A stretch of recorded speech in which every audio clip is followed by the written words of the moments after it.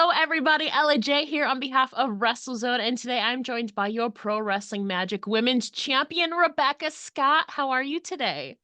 I'm good. Thank you so much for having me. I'm excited to chat. It's been a hot minute. It's been about nine-ish months, a year since the last time I talked to you, and a lot has changed for you. You've definitely had a big transformation, especially in terms of character and in-ring work, which we'll talk about today. But you kind of also stepped into this kind of meaner, more aggressive role in some promotions. So, can you talk about the kind of the process of crafting this new persona? And do you have any sources of inspo that you try to channel or incorporate into this meaner, more ruthless Rebecca Scott? So this is a difficult question because I feel like this version of me has always kind of been down there somewhere. And then the further I've gotten into my martial arts, training and all of that stuff, it's just really been brought out of me. And then when I step into the ring, obviously, I'm taking all of my training with me to the wrestling ring as well.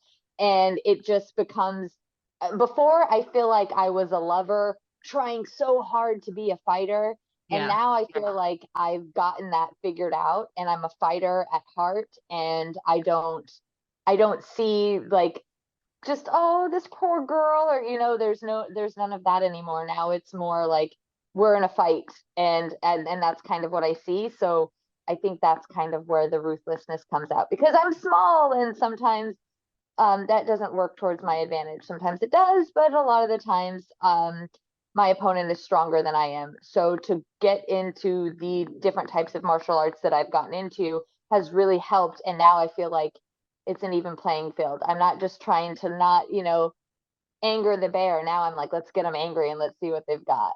Yeah, you're a lot more scrappy too. You can use that smaller stature to your advantage though sometimes, and quickness at times. But you also have that grappling aspect, and fighter stance with your mixed martial arts background and all of that.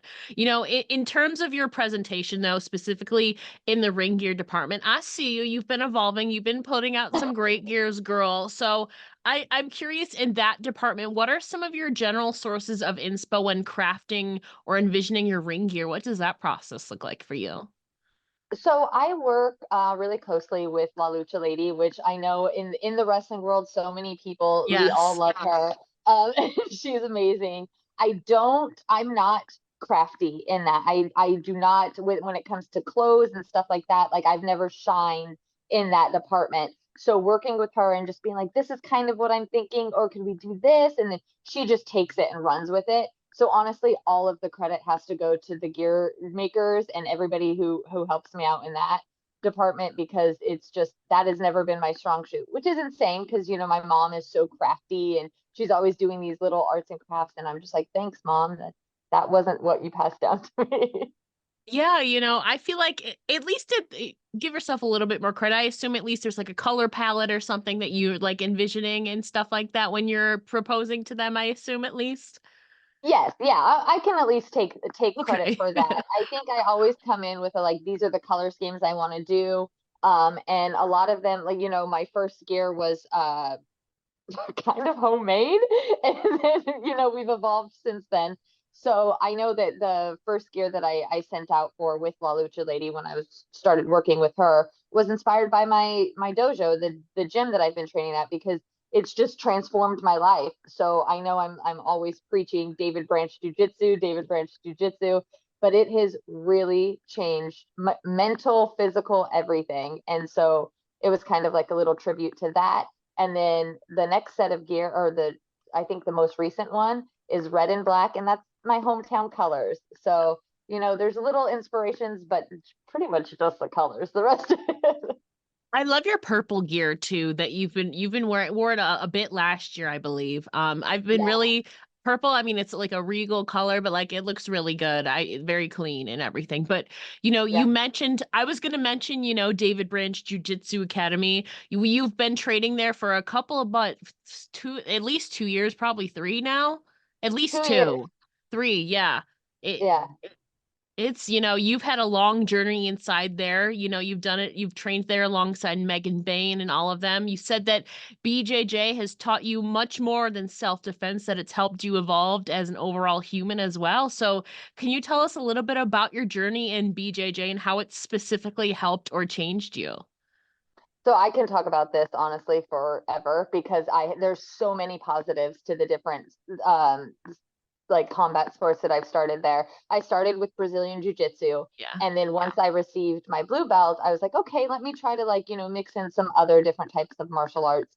So right now I am heavily focused in on the Muay Thai aspect of it, which is, listen, anybody who does any combat sports, kudos to you because it's hard, right? It doesn't matter what it is, it's hard.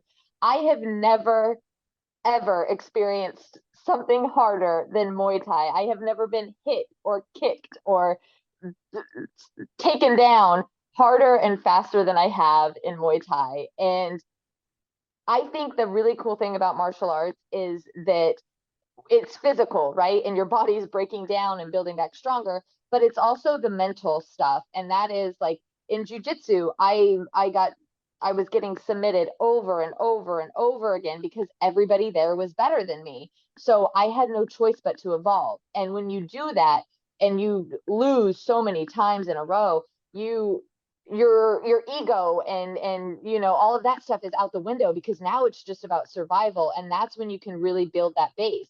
So then going out into the world, it's like, what room do I have? Like, there's no room for egos or like any of that stuff. So I, it's just changed my mind on that so much. I don't have the same type of like, oh, I should be doing that, or I should get that, or this or that. And we all do that, right? But being like doing what I've been doing, it's taken that out. And knowing that there's always going to be somebody out there that's stronger, faster, then you're humble to that, and you know that like it's a form of art, right?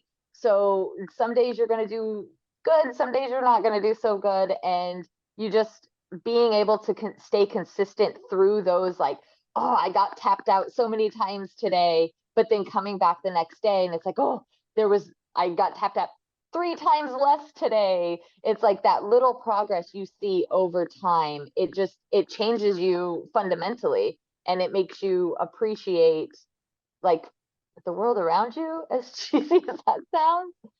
Yeah, Yeah. it's crazy. And you mentioned fundamentals, and I know that's a big thing for you because you recently shared a quote that I find really interesting. It said, "Success is neither magical nor mysterious. Success is the natural consequence of constantly applying basic fundamentals." So, for those who aren't familiar with BJJ and Muay Thai, what are their fundamentals? So Brazilian Jiu Jitsu is more so of like grappling, right? I highly recommend everybody do some sort of Brazilian Jiu Jitsu in their life just to get a little bit of knowledge on how to defend yourself, right? You're walking down the street, somebody tries to attack you, takes your purse, grabs your hair. Jiu Jitsu is perfect for, especially for like the smaller people, or people that don't really like train in weights, and can't really physically outpower somebody. So uh just knowing the fundamentals is great. It's really funny, at my gym they call me Baby Crowbar, which is a little demeaning, but it's also I could see it. I can see it. it's because I can get my little arms, in there around their neck, and then their hands are so Yeah. big they can't, help it. So jujitsu is great for any type of like just having a little bit of knowledge of how to get somebody away from you when you need to. Muay Thai, Muay Thai is just insanity. I think they call it like the art of 8 limbs because you're using elbows, foreheads, your knees, everything. Um, and when I started doing Muay Thai, huge props to my coach. I mean, he is probably the most interesting man in the world. He's about my height and he scares everybody in the gym. And it's because he's been training for so long.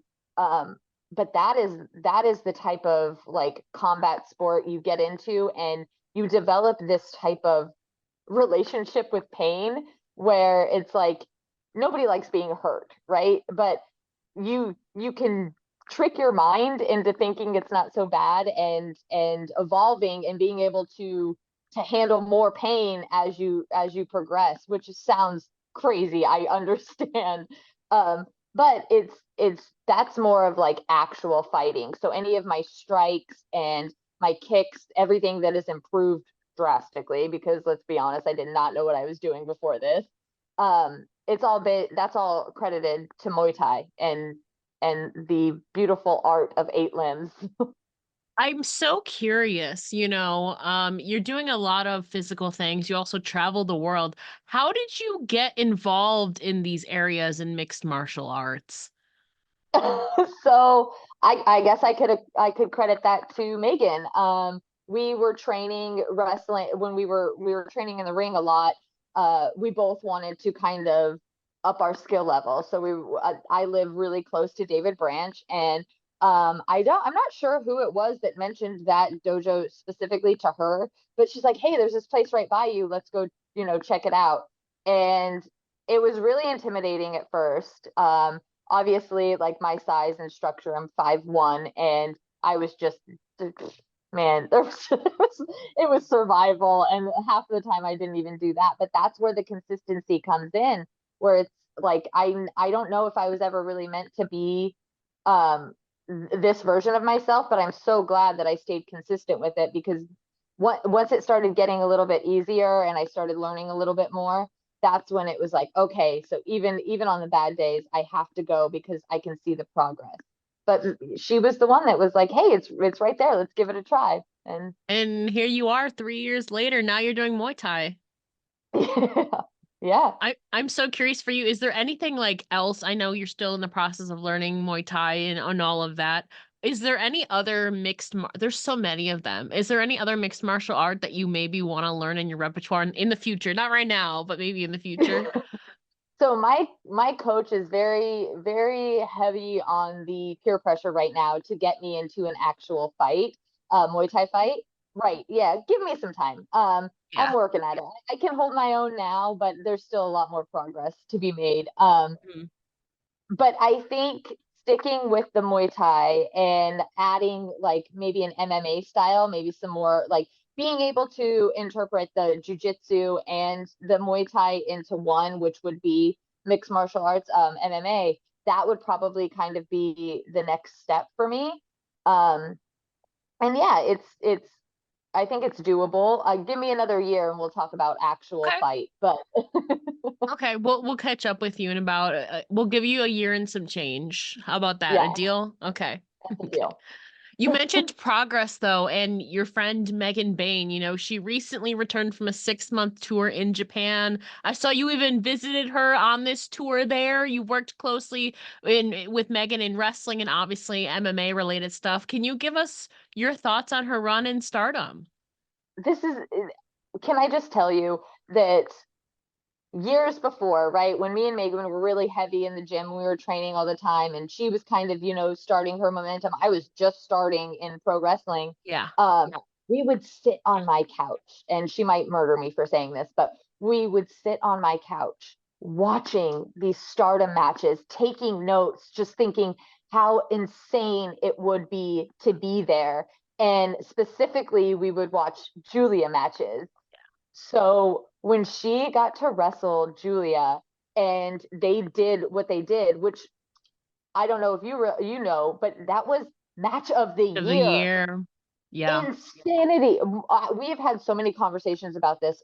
We can't believe it. Like this is what like this is the example of dreams come true. We would sit on my couch being like, look how cool these girls are. One day we're gonna be over there. We're gonna be doing this. And then she went over and did it. I like after I watched one of her matches while I was there. I wish I would have been able to be there for the Julia match, but um it was just so surreal, and I couldn't be more proud of her. She's going to take this stuff as far as she wants to. She's going to do anything and everything she wants to do in the wrestling world.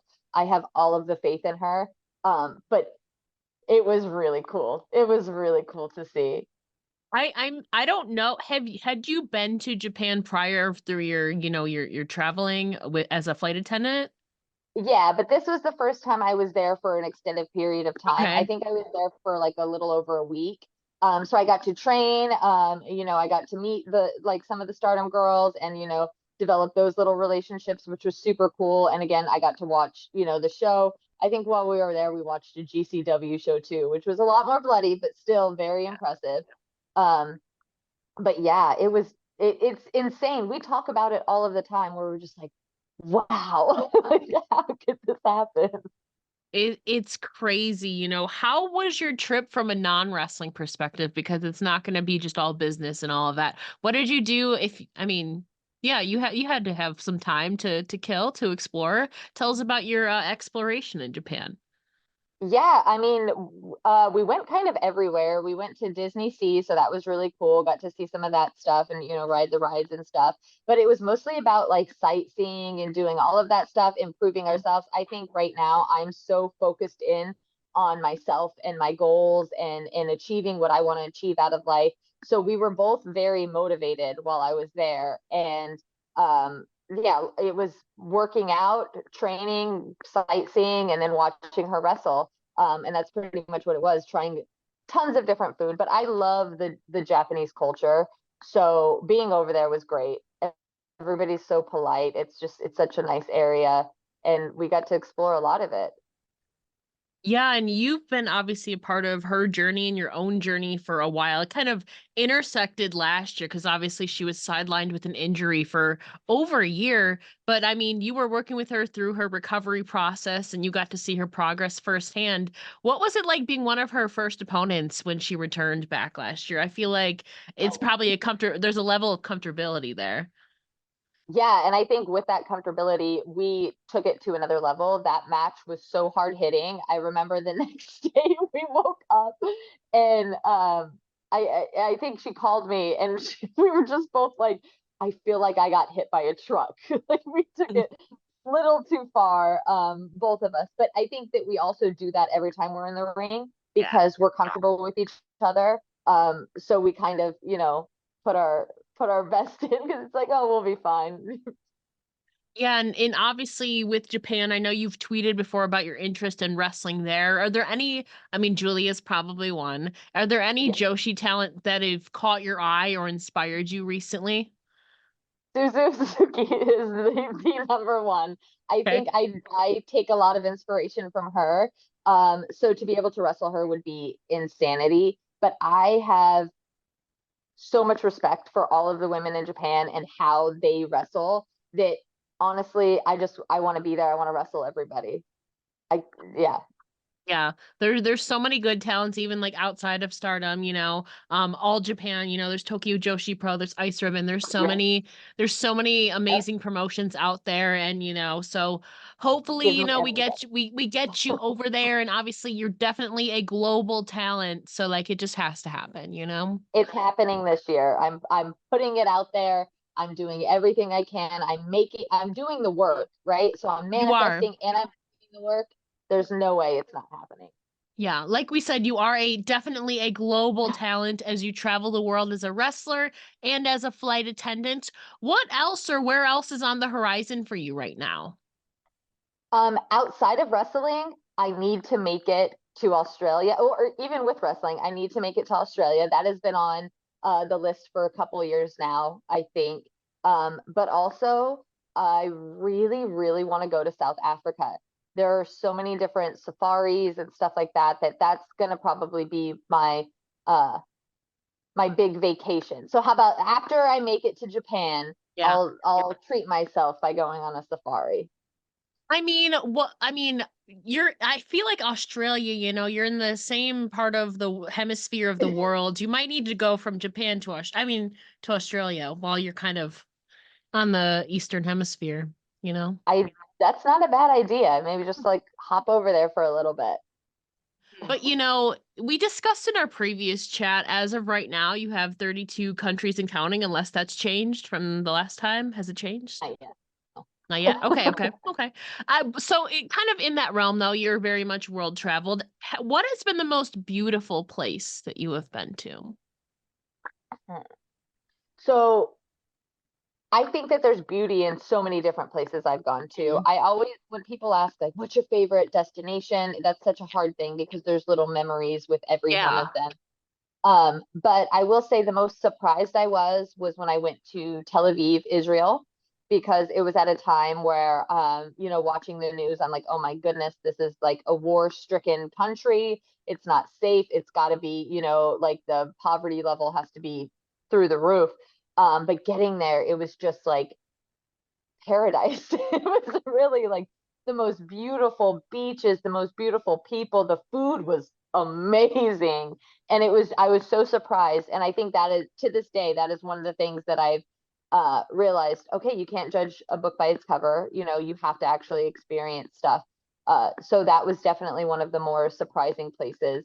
I love anything, warm and beachy. But then on the flip side of that, Edinburgh, Scotland is my go-to place, like in the world. If I need to like refocus and zone back into my life or clear my head or make decisions. If I can get to Edinburgh, I'm gonna hike up to Arthur's Seat and I can just like really process my life. I don't know really why. It's just one of those places. It's beautiful. There's so much history there, and I just love it. Very authentic. Yeah, like UK, Scotland, I want to go to so badly. I'm not gonna lie, I'm a little bit jealous. You've sweetened the deal and maybe want to go there even more, maybe 2025 is finally the year. I don't think it's happening this year for me, but you never know. You You never let me know. know when you're going. I'll meet you over I there. will deal because I mean that I mean there's so especially like UK, Ireland, Scotland, England, like that hub right there is like I feel like I also have so many friends there. So, Yeah. I want to go there so bad. But, talking about the future, what are some of your personal and professional goals that you'd like to accomplish in the next year or so, travel aside? Um, I need to get my purple belt, right? I need to get Yes, my yes. purple belt. I feel like I'm getting closer, and I say that because I'm getting tapped out a lot less. I'm, I'm getting more creative with it. So I think in 2024, that's going to be my biggest goal is I really want to work at getting that purple belt because I feel like, the blue belt, I'm so proud of it, but Mhm. there's still more. There's still more, and I know I can progress even more in that. Um, as far as like outside of that, I think that I need to hit my 33rd country. Where that's going to be, I feel like I'm just going to wake up one morning and say I need to go somewhere, and Australia. I Mhm. think it might be. My bet's on Australia. I feel like that's a pretty safe bet because it's been on my mind for a while, and I need to make that happen. Um, but yeah, I feel like I've been the last maybe 5 months of my life, I've been so focused in on improving myself in all aspects. So, school, work, everything. I really want to just be the best version of myself that I could be. And keeping this momentum is definitely going to be a goal. I want to be able to have that balance in life where, I have all of my boxes are checked and I'm completely happy and content, and that I like myself because it's important that we like ourselves, right? Yeah, and you mentioned momentum, and you mentioned to me that you had some pretty exciting things coming up that you haven't announced yet. So, do you mind giving us a little glimpse into some of these exciting projects and things that you have coming up? Yeah, okay, so we've got two really big things, that I think are huge, coming up next month. I think they're gonna announce this. I think they're gonna announce this. I'm going to be going back to Spain and wrestling for RCW again. RCW. Yeah. But then we're gonna hop on over to France. So I will be wrestling in France for my first time ever. Also with Carlos at RCW. But I'm not going alone this time. I am going to be bringing a friend. And I think she's actually already been announced. So me and Megan are gonna start taking this wrestling stuff on the road together, and we're going to be traveling together and doing some really cool stuff in and out of the states. But I think for both of us to go to Spain and to France and to be able to share this whole thing together is going to be super cool because who doesn't want to travel the world and wrestle with or against their best friend? Yeah. You know, it's going to be really cool to do that. So that's going to kind of be, and that takes away all of the nerves of like, I hope that the roster likes me or whatever else we go through.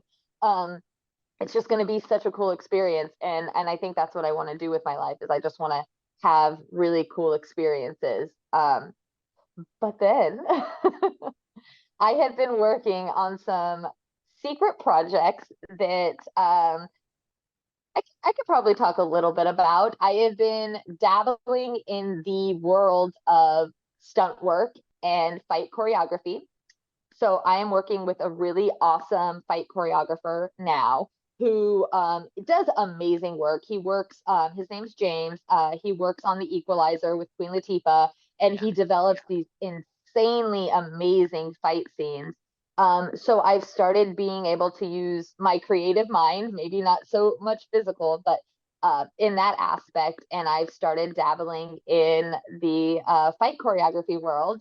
And we're putting together some pretty cool projects right now that I don't think I can really touch more on, except for to say just like stay tuned with it because it is really cool. I have never looked so cool.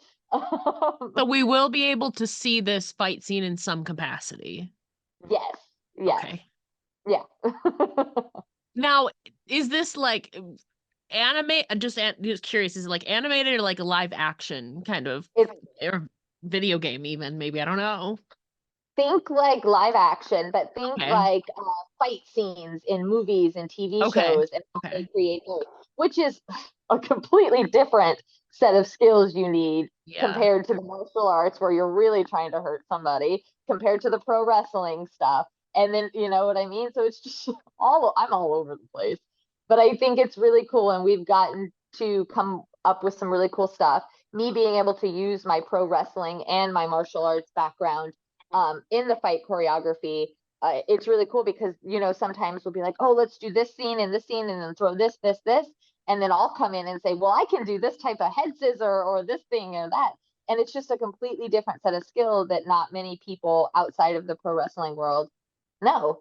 So it's really cool, and it's another like avenue for me to be able to use, you know, my brain and imagination, and it's fun, so much fun.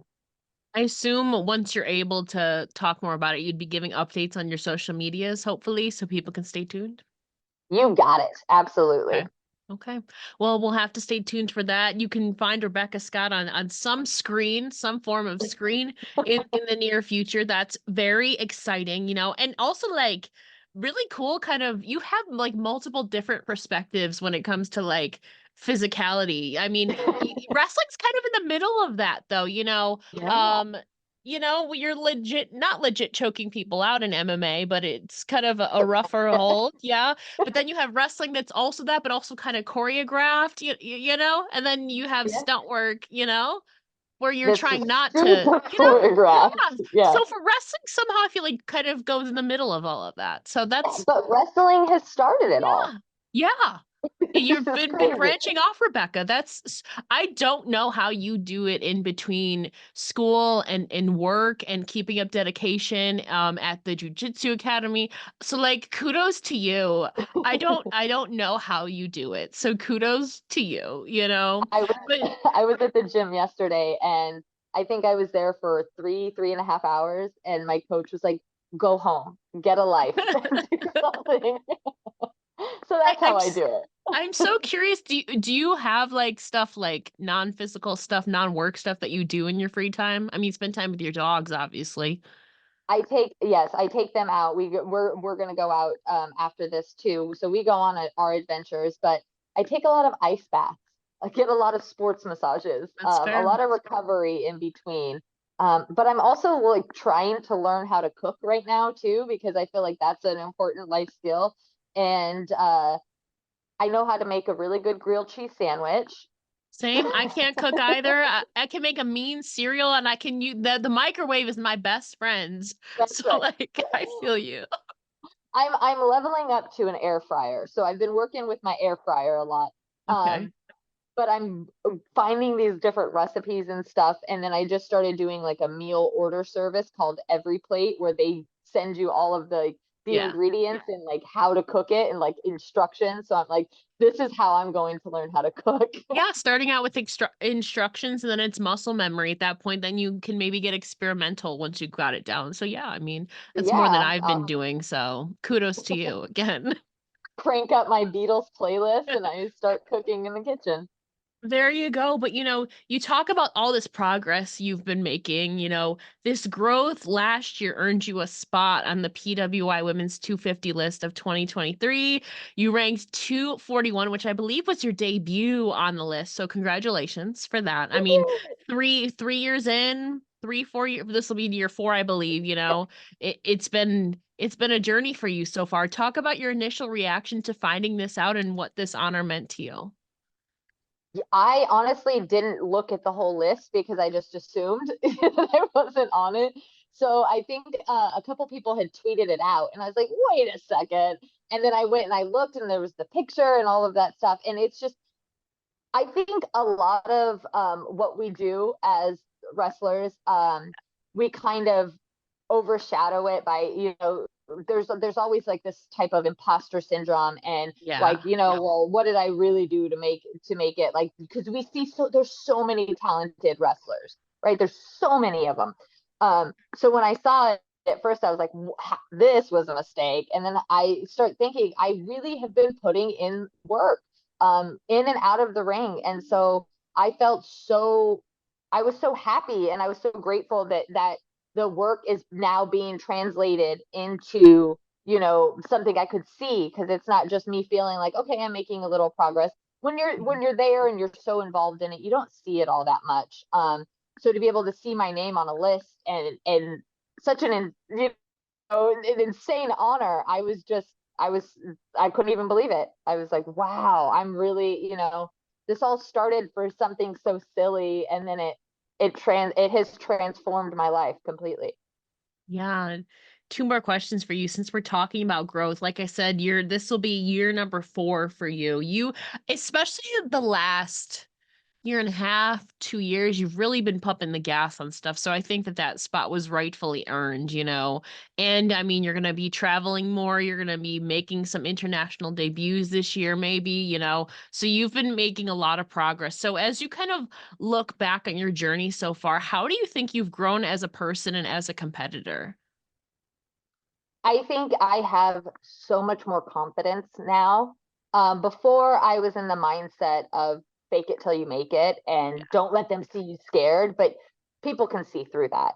Yeah. Now I don't have as much to lose, but I actually have like more to lose. But how I feel like I'm just gonna put my best foot forward. The people who like it are gonna take it, and the people that don't aren't. And you can't please everybody. So I think that my confidence, and I've gotten rid of the ego, that has changed so much over these past few years. And I've found my rhythm, and I found what I like to do, my style of wrestling. And everybody's going to give you their opinion, but I found my way of taking it with a grain of salt and using what I like, and letting go of what I don't. Um, but doing it in a good way where I'm not so defensive. I think that the mental growth over the past few years has is where I'm most proud of. But I know that the physical growth is there too. But I can feel the mental Yeah. and the stuff inside. So that's where I'm so, because it spills out into my everyday life. And to be able to change yourself, like the little bits and pieces that you don't like of yourself, to be able to change those with the hard work and the progress and the gratitude is, I feel like that's just like what I want to go through life doing. Yeah, and you should be proud because your hard work has paid off and you're can only go up from here. So keep going, girl. But I wanted to end kind of on being proud, that sense of pride in your work. So as you look back on your career thus far, is there a certain match or moment that you feel particularly proud of and why? There's a few. Okay. I think my match and my feud with Billy Starks was one of my favorites. to date. I think that she's such a talented wrestler, and she's another one that's just going to go wherever and do whatever she wants to do because she has that talent, she has that mindset. But working with her and what we created in those moments really, like, it stuck with me, and I love seeing her shine in her own light, so that was definitely one of the top ones. And obviously anytime I get to wrestle Megan is fun, and we come up with really crazy stuff that we get to do. But yeah, I think that there's still so much, like, there's so much uncharted territory for me in the wrestling world, especially because I've kind of had my focus shifted as of late towards the actual combat stuff that I've been doing. So I think that the Billy thing really like, it just stands out. We created some really cool stuff with that, and I'm really proud of it. And she helped me grow as a wrestler as well. Yeah, it's crazy. Like I've said this before, it is scary. She's what, 19 now? Yeah. It's Yeah, scary that she is this good and she's not even at the peak of her career yet and she's still in her teens. That's what I I know, say. it's insane. She's and she's got such a good head on her shoulders, even Yeah. at this age. She's so focused in, and she's just, the world is hers. Whatever she wants, she's got it. And I have high hopes too that you again will achieve a similar fate in the near future. You've earned that spot on the PWI for a reason, so your work has been noticed, and keep it up. Before we let you go, can you please share where the listeners can find you online? Yes, social media. My Instagram handle is Rebecca J. Scott. Twitter is Rebecca J. Scott _. And on my Instagram, there's a link to all of my website, all of my merch, and everything there. Tomorrow, actually, a new T-shirt is coming out, so stay tuned for that. It will be my first ever first class badass T-shirt, which is really exciting. And also, I love that the fans came up with that name for me, and now I'm taking it and running with it because it's so cool.